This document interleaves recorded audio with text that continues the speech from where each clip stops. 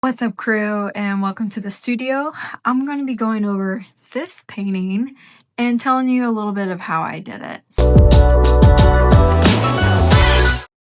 Welcome to my channel. Here are the main colors I'll be using in this painting. We got some gouache elements and some watercolor, and then of course we can't forget white gouache. And then my favorite, Daniel Smith transparent watercolor ground. And all of this will be applied to a 300-pound cold press watercolor paper. So let's get to it. I already have my hands drawn out on tracing paper, and I'm just sliding them around to figure out their best composition.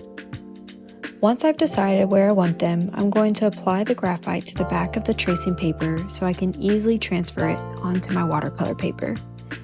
This helps me protect the paper from tears or smudges if I don't get my drawing right the first time.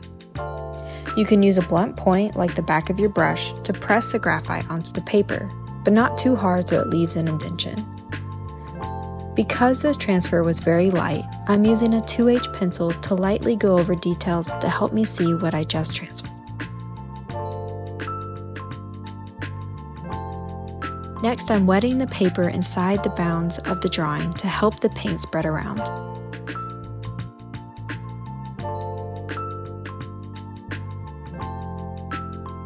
I'm not focusing too much on details, but I am applying a little bit of value with the darker green.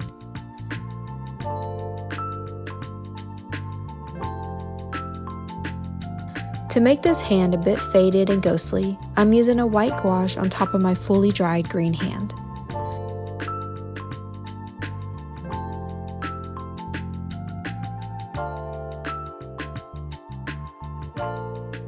Because I want a little bit of texture and a bit of boundary from the background around the hand, I'm going to use clear watercolor ground on top.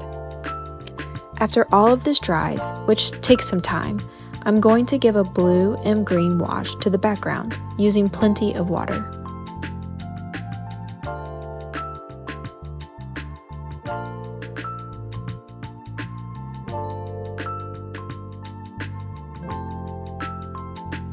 Next, it's time to add the next hand. Just like the first one, I transfer the drawing on top. I want the blue outline in the green hand to be underneath the second one, so I'm going to paint this first.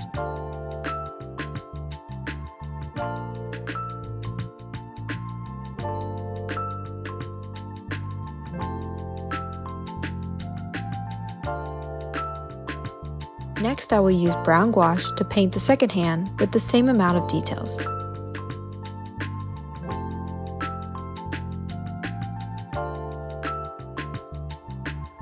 If you have any questions about materials or this process, leave a comment below.